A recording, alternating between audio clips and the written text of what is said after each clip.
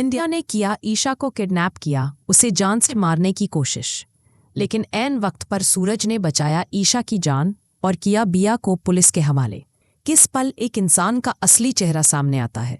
जब वो प्यार खो दे, या जब उसे लगता है कि जिसे वो अपना जानता था वही उससे छिन रहा है। दोस्तों, इस सवाल का जवाब उस दिन मिला जिस दिन एक ऐसी घटना हुई जिसने पति ब्रह्मचारी की कहानी को हमेशा के लिए बदल दिया। एक ऐसा तूफान जिसने रिश्तों, भरोसे और मोहब्बत का पूरा ताना बाना हिला दिया। आज मैं आपको लेकर चल रही हूं उस रात की तरफ। एक ऐसी रात जहां ईशा मौत से टकराई, सूरज का धैर्य टूट गया और बिया, जिसने मासूमियत का चोला ओढ़ा हुआ था, उसकी असली रूह दुनिया के सामने आई। आज की कहानी सिर्फ अपडेट नहीं है, ये एक ऐसी दास्तान है जिसका हर मोड़ रोंगटे खड़े कर देगा। सबको लगा था कि बिया का सच सामने आ गया है, उसकी साजिशें बेनकाब हो चुकी हैं और अब वो शहर छोड़कर कहीं गायब हो जाएगी। लेकिन हम सब गलत थे। बिया की कहानी वहां खत्म नहीं हुई थी, बल्कि उसी दिन से शुरू हुई थी।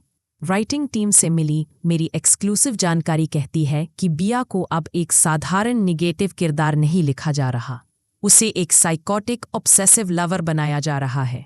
एक ऐसी औरत जिसका प्यार नहीं, जिद और कब्जा था, और जब उससे वो कब्जा छीना गया, उसके अंदर का अंधेरा बाहर आने लगा। बिया अब किसी कोने में रो नहीं रही थी, वो शहर की वही सड़कों पर घूम रही थी, परछाई बनकर, और सिर्फ एक ही चीज सोच रही थी, ईशा को हटाना ही होगा, हमेशा के लिए। उसके पास अब घर नहीं था, इज्जत नहीं थी, लोग नहीं थे, लेकिन उसके पास एक चीज थी, जुनून, पागलपन और एक ऐसा गुस्सा जो उसे आग की तरह अंदर से जला रहा था। मेकर्स ने उसके लिए एक नया प्रोस्थेटिक लुक डिजाइन किया, एक बूढ़ी, झुकी हुई, बीमार औरत जैसी शक्ल, जिसे देखकर ईशा क्या कोई भी धोखा खा जाए। और ऐसा ही हुआ।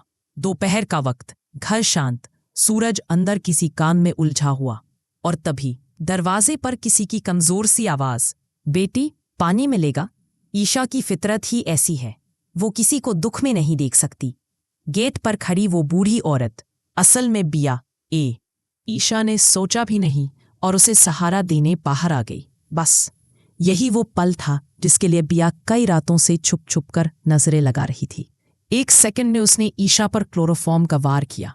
ईशा के हाथ से पानी का गिलास गिरा, जो सूरज के लिए बाद में संकेत बनेगा। और फिर ईशा बेहोश और बिया की वैन अंधेरा वीरान रास्ता, सब कुछ गायब।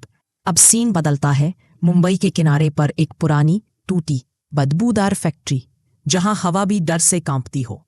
दीवारों पर काई, टूटे बल्ब, चूहे दौड़ते हुए, जंग लगी जंजीरें, और वहीं बीच में एक कुर्सी पर बंधी हुई ईशा। जब उसे होश आया, उसने चीखने की कोशिश की, लेकिन मुंह पर बंधा टेप उसके शब्दों को निगल गया। तभी कदमों की आवाज और अंधेरे से उभरती बिया की परछाई। लेकिन यह वो बिया नहीं थी जो हम जानते थे। उसके बाल बिखरे, चेहरा सनकी, आंखों में काला पागलपन और होठों पर एक डरावनी मुस्कान। वो ईशा के सामने झुकी, टेप हटाया और बोली, तुझसे ही सब शुरू हुआ और तुझ पर ही खत्म होगा। इसके बाद जो उसने बताया वो किसी कन्फेशन से कम नहीं था। दुकान में आग उसने लगाई, खाने में गंदगी उसने मिलाई, सूरज से झगड़े उसने करवाए, घर की हर बर्बादी, उसके हर छल, सब कुछ उसी ने किया। ईशा की आंखों से डर टपक रहा था। बिया पेट्रोल लेकर आई और ईशा के चारों ओर फैलाने लगी। अब सिर्फ एक माचिस की तीली दूर और सब खत्म। घर में समय बीत रहा था और ईशा कहीं नजर नहीं आ रही थी। सूरज की बेचैनी चिंता में बदली, चिंता डर में, और डर पागलपन में। गेट पर टूटा हुआ गिलास मिला और उसे लगा ये काम बिया का ही है। वो बाइक उठाकर निकल पड़ा, आधे शहर में भटका, लोगों से पूछा, सुराग ढूंढे, और फिर एक चाय वाले ने बताया कि एक वैन को पुराने गोदाम की ओर जाते देखा था। सूरज ने बिना रुके उस तरफ गाड़ी मोड़ी। उसकी आंखों में आंसू नहीं, अंगारे थे। वो प्रार्थना करता जा रहा था, ईशा बस हिम्मत रखना, मैं आ रहा हूं। गोदाम में बिया माचिस जलाती है, ईशा आंखें बंद कर लेती है, और तभी धड़ाम, लोहे का दरवाजा टूटकर गिरता है, धूल उड़ती है, और उस धुएं से निकलकर सूरज, उसका चेहरा तांडव सा गुस्सा, उसकी आवाज गूंजती है। ईशा को छूने की हिम्मत कैसे हुई? बिया के हाथ से माचिस गिर जाती है, वो कांपने लगती है। सूरज उसके पास जाता है और उसे इतना जोर का धक्का देता है कि वो दूर जाकर गिरती है। फिर वो दौड़कर ईशा के पास जाता है, रस्सियां खोलता है, उसका मुंह खोलता है। ईशा फूट फूट कर रोती है। सूरज उसे बाहों में भर लेता है। मैं आ गया हूं, अब कुछ नहीं होगा। यह दृश्य टीवी पर आए तो लोग भी रो दें।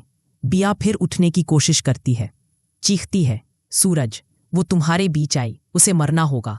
सूरज उसे रोकता है और पहली बार बेहद सख्त आवाज में कहता है, ये प्यार नहीं, एक बीमारी है बिया, और आज इसका इलाज सिर्फ जेल है। वो फोन निकालता है और पुलिस को कॉल कर देता है। सायरन बजते हैं, लाल नीली लाइट्स चमकती हैं। पुलिस अंदर आती है। हथकड़ी पहनाते वक्त बिया रोपी चिल्लाती है, उन्हें भी गिरफ्तार करो, अब ये बात घर में तूफान मचाने वाली है।